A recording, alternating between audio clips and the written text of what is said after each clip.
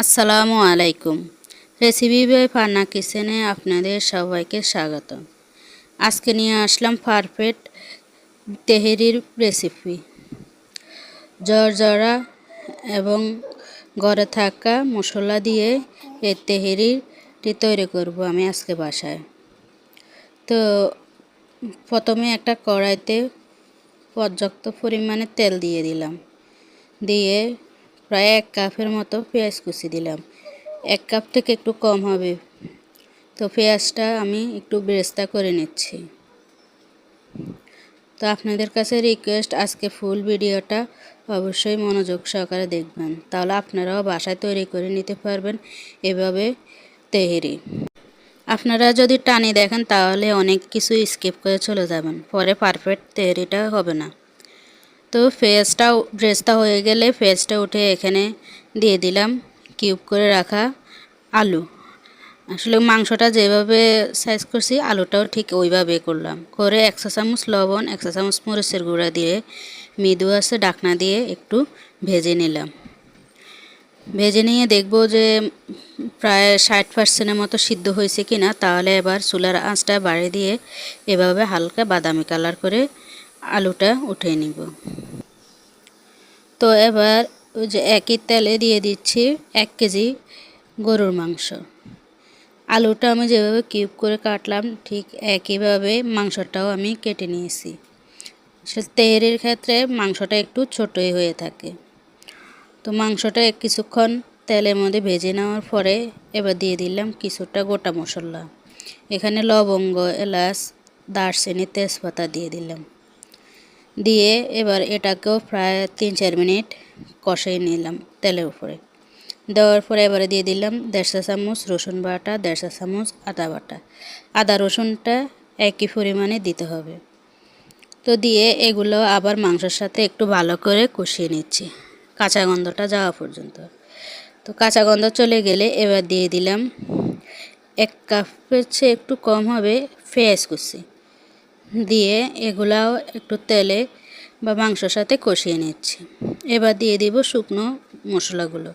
দিয়ে দিলাম 2 চা চামচ লবণ, 1 চা চামচ মরিচের গুঁড়া, 1.5 চা চামচ জিরার গুঁড়া, 1 চা চামচ গরম মশলা গুঁড়া আর 1/2 চা চামচ ধনিয়ার গুঁড়া দিয়ে এগুলা ভালো করে মাংসের সাথে কষিয়ে নিচ্ছি।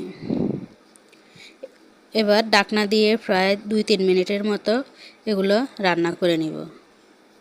যখন মাংস থেকে পানি বের হয়েছে আমি তখন আরও 2-3 বার নেড়ে দিয়েছিলাম। এখন আবার ঢাকনা উঠিয়ে যখন দেখলাম যে তেল ছেড়ে দিছে ঠিক সেই সময় দিয়ে দিলাম আরও 1 কাপ পানি। এখানে গরম পানিটা ব্যবহার করতেছি আমি। আসলে মাংস এখনও আমার সিদ্ধ হয় না, সেজন্য আরও 1 কাপ পানি দিলাম। আপনারা আপনাদের মাংস অনুযায়ী পানিটা দিয়ে দিবেন। তো এর মধ্যে আমার মাংসটা প্রায় সিদ্ধ হয়ে গেছে। তো এখন দিয়ে দিলাম আগে থেকে ভেজে রাখা আলুগুলো। দিয়ে এগুলোও একটু মাংসের সাথে মিশিয়ে নিলাম। মিশিয়ে নিয়ে আমি এখানে প্রায় আধা কেজি চাউল আগে থেকে ধুয়ে পানিতে প্রায় 30 মিনিটের মতো ভিজে রেখেছি।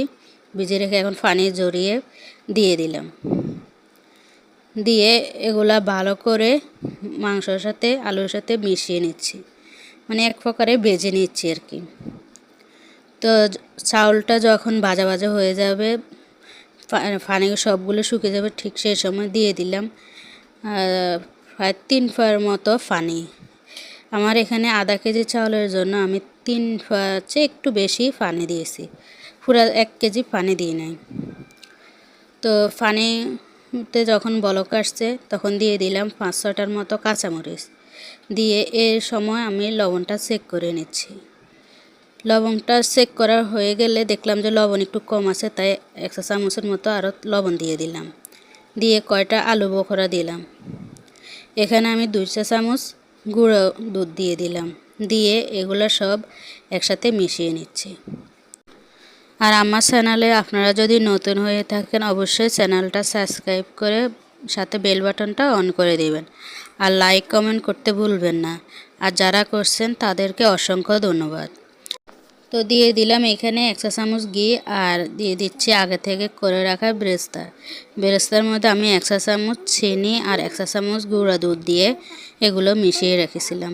এখন ওইগুলো দিয়ে দিলাম, দিয়ে ভালো করে এগুলা সবগুলোর সাথে একটু মিশিয়ে নিচ্ছি। নিয়ে 1 চা চামচ কেওড়ার জলও দিয়ে দিলাম, দিয়ে সঙ্গে সঙ্গে ঢাকনাটা দিয়ে বন্ধ করে রাখলাম। তো প্রায় 10-15 মিনিট পর এবার ঢাকনাটা উঠে আবারও নেড়ে দিচ্ছি। আর আপনারা হয়তো দেখতে পাচ্ছেন মাশাআল্লাহ এখনও একটু নিচে থেকে ধরে আসে নাই। তো এবারে নিচের চাউলগুলো উপরে দিয়ে দিচ্ছি, উপরের চাউলগুলো নিচে দিয়ে এবারে দমে বসে রাখবো আমি। তো দমে বসানোর আগে আপনাদেরকে চুলার তাপটা দেখিয়ে দিলাম। মিডিয়াম টু লোতে রেখে একটা তাওয়া বসিয়ে দিলাম, দিয়ে এবার আবারও সে তেহেরির পাতিলাটা বসে ঢাকনা দিয়ে ডেকে প্রায় 6-7 মিনিটের মতো দমে রাখলাম। দমে রাখার পরে এবার এই যে আমার তেহেরিটার আসল লুক আপনারা দেখুন। মাশাআল্লাহ একদম জর্জরে তেহেরিটা হয়েছে, আর একটাও নিচে ধরে আসে নাই।